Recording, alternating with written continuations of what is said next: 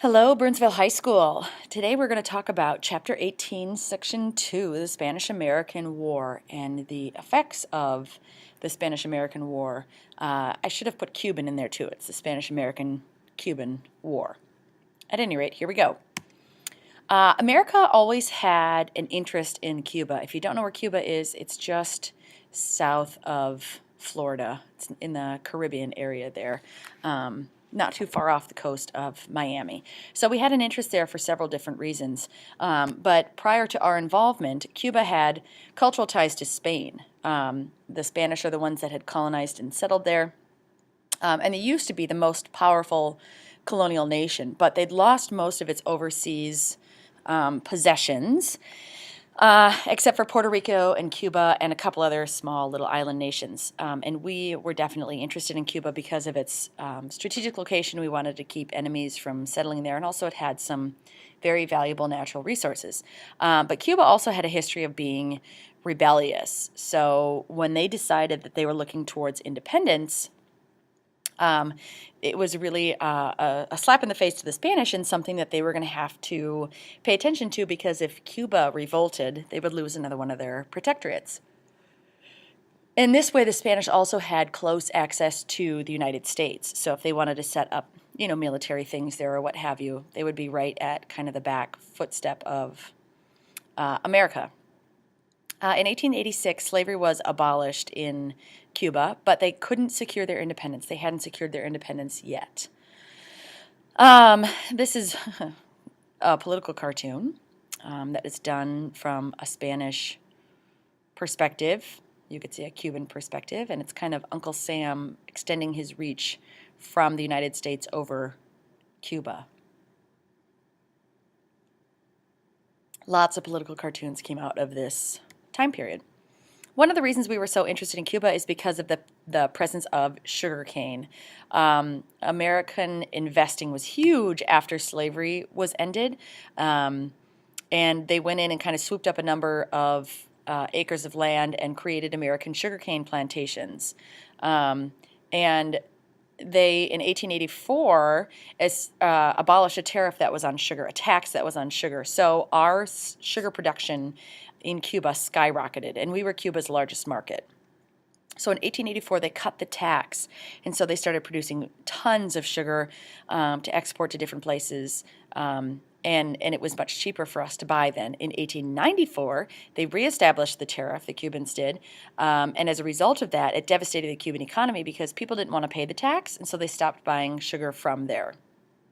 We had decided that we still wanted to have our involvement in Cuba, so we hadn't acted yet, but we were interested in what was going on there and watching as they had engagements with the Spanish. The Cubans wanted to gain their independence from Spain. The Spanish had a very tight control over Cuba, and Jose Marti launched a revolution in 1895. He was in exile in New York, and from New York organized this revolution and brought people who were in Cuba to different pieces of property to destroy them. So they were attacking and rebelling against the Americans. So they had kind of a guerrilla warfare campaign against American sugar plantations in Cuba. So the Spanish were trying to be kicked out, and they also were trying to get rid of American influence under the leadership of Jose Marti.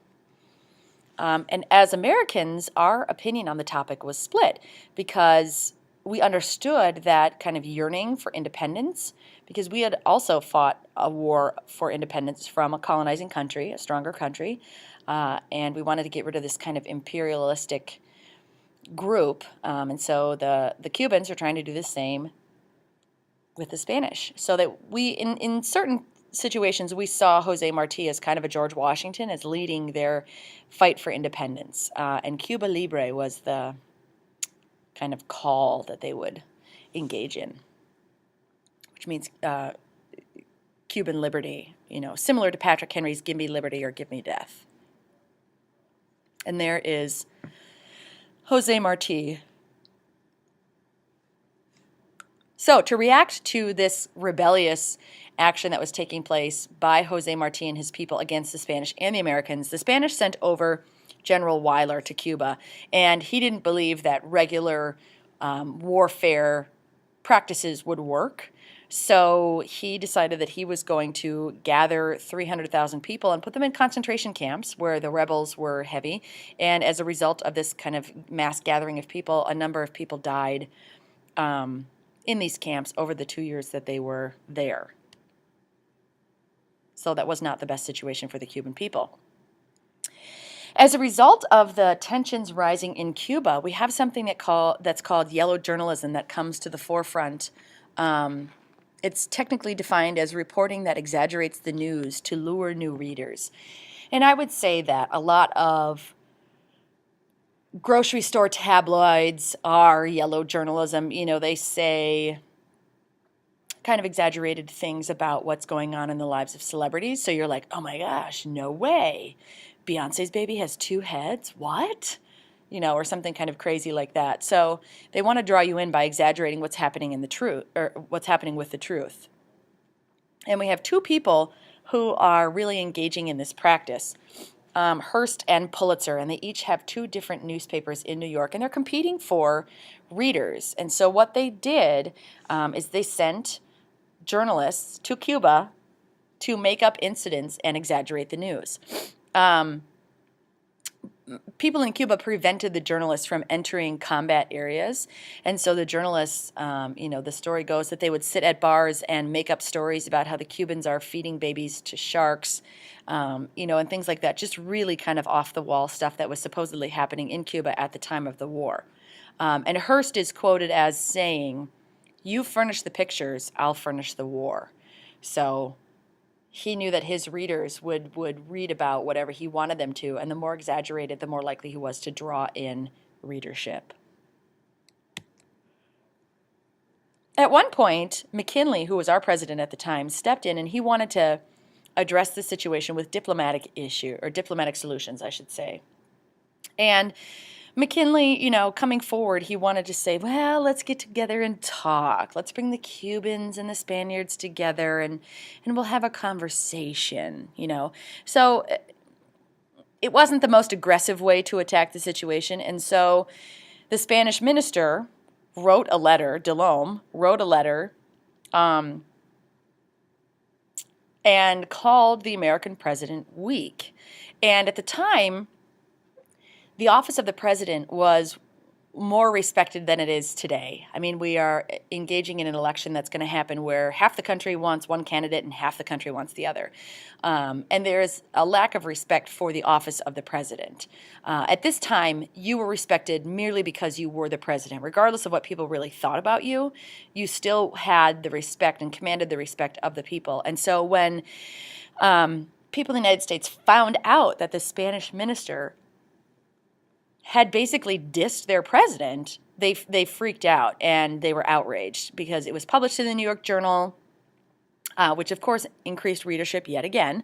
But it really brought some attention to the situation in the United States. We hadn't been too involved yet. We wanted to protect and help the Cubans in some cases. But again, there wasn't wholehearted support for it. But we were thinking that, we would support the Cubans and try and help them secure their independence from Spain. Shortly after the Delome letter was printed, there was a situation that came about where we sent a ship to stay off the coast of Cuba and protect the island, to kind of protect our American interests and kind of support the cause of independence. And this ship that was off the coast of off the coast of Cuba, it was the USS Maine, went up in flames. And we don't know what happened, but immediately fingers started to be pointed all over the place. And mostly, we didn't know what happened to the ship, but of course the first thing that we're going to do is blame the Spanish because they're the ones who are trying to keep us out of Cuba and also protect their interest in Cuba. So there's controversy over what actually happened with the USS Maine. But as a result of the ship exploding and 260 Americans dying, we went to war with Spain. So regardless of what happened, it ended up thrusting us into war, and we will learn more about the Maine incident in class and whether or not it justified us going to war. Just last thing here is the headlines from the New York World. The Maine explosion was caused by bomb or torpedo. Okay, so who bombed our boat was the question. And then this is from the New York Journal. Destruction of the warship Maine was the work of an enemy. So obviously, if you have these titles that are going out to their large readership in the United States, people are going to hopefully support the cause of war and encourage the United States to pursue this idea of going to war with Spain over these issues. So we will talk more in class about what happened with the Maine, as you will have an activity that goes with this event. Thanks for watching.